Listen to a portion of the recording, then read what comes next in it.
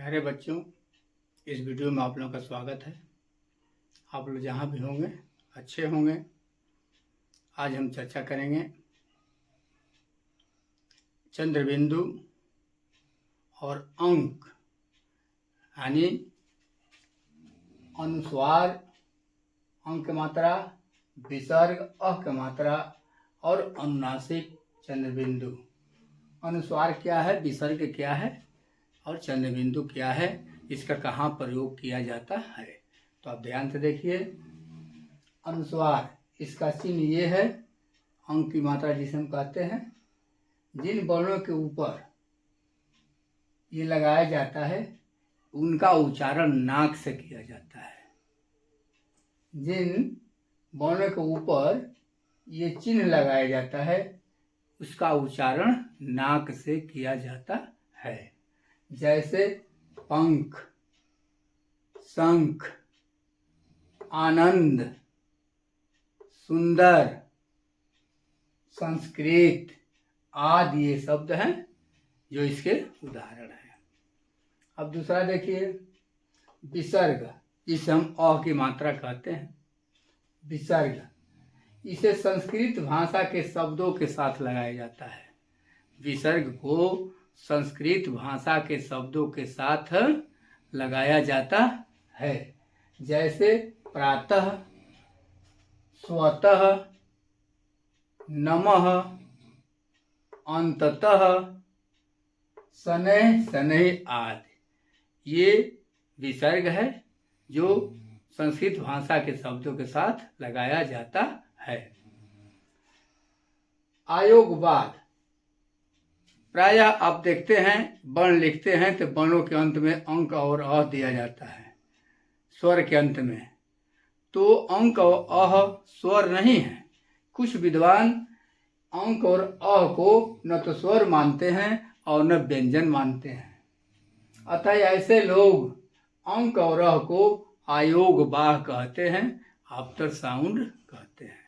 फिर से एक बार और, प्राय आप देखते हैं कि स्वर के अंत में अंक और अ लिखा जाता है, लेकिन वास्तव में ये स्वर नहीं है। कुछ विद्वान अंक और अ को न स्वर मानते हैं और न व्यंजन मानते हैं। ऐसे लोग अंक और अ को आयोगवाह कहते हैं या आफ्टर साउंड कहते हैं। आइए, अनुनासिक, जिसे हम चंद्रबिंदु कहते हैं। अनुनासिक क्या है, कहाँ लगाया जाता है? यह कोई वर्ण नहीं है। अनुनासिक कोई वर्ण नहीं है, यह स्वरों की एक ध्वनि है। एक बार और, अनुनासिक या चंद्रबिंदु कोई वर्ण नहीं है, यह स्वरों की एक ध्वनि है और विशेष गुण है। एक नासिक के ध्वनि है, यानी नाक से उच्चारण किया जाता है। ध्वनि जिसे वर्ण के ऊपर लगाया जाता है। एक बार और, अनुनासिक या चंद्रबिंदु यह कोई वर्ण नहीं है बल्कि स्वरों का एक विशेष गुण है। वह एक नासिक के ध्वनि है, यानी इसके उच्चारण नाक से किया जाता है। ये ध्वनि जिसे वर्ण के ऊपर लगाया जाता है। उदाहरण में जैसे पाँच, दांत, ऊंट, मूंगफली। एक बार और, पाँच, दांत, ऊंट, मूंगफली। ये शब्द के ऊपर जो है, वर्णों के ऊपर चंद्रबिंदु लगाया जाता है। इसे हम अनुनासिक कहते हैं। एक चिन्ह और आता है, देखिए, न चंद्रबिंदु लगा है, केवल ऐसे निशान बना है। हाँ, यह अंग्रेजी भाषा के ध्वनि है जिसका उच्चारण आ और ओ के बीच किया जाता है। क्या है यह?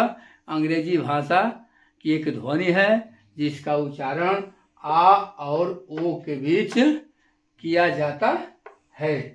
अंग्रेजी भाषा के शब्दों को स्पष्ट उच्चारण करने के लिए इसका प्रयोग किया जाता है।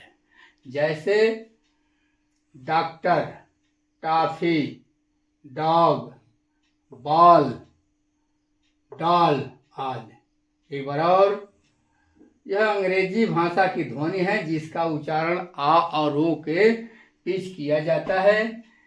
यह अंग्रेजी भाषा के शब्दों के स्पष्ट उच्चारण के लिए इसका प्रयोग किया जाता है, जैसे डॉक्टर, टॉफी, डॉग, बाल, डाल आदि। अब आइए, कुछ लोगों को अनुनासिक और अनुस्वार में अंतर महसूस होता है। ये अंतर क्या है आप अच्छी तरह से समझ लीजिए। ये है अनुस्वार।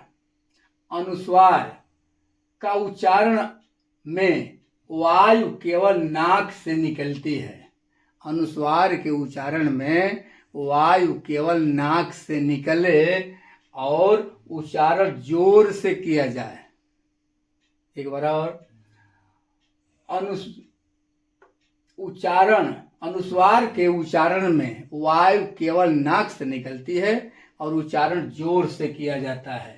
और इसका चिन्ह ये है, जैसे नींद, ठंडी, संभावना, अंकित, आशंका, अंश, बिंदु, शंकु, पुंज, पंक्ति, पंडित, संक्रमण, अंतिम, चिंतित, संकर आदि।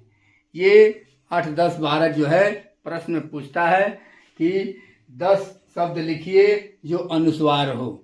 तो यदि ऐसा प्रश्न आता है तो आप लिख डालेंगे, नींद, ठंडी, संभावना, अंकित, आशंका, अंश, बिंदु, शंकु, पुंज, पंक्ति, पंडित, संक्रमण, अंतिम, चिंतित और संकर। अब आइए अनुनासिक देखते हैं।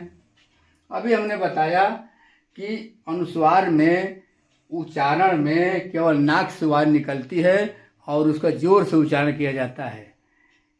ठीक इसके अलग अनुनासिक के उच्चारण में वायु नाक के साथ साथ मुंह से भी निकलती है। अनुनासिक के उच्चारण में यानी चंद बिंदु के उच्चारण में वायु नाक के साथ साथ मुंह से भी निकलती है और इसका चिन्ह जो है चंद्र बिंदु होता है।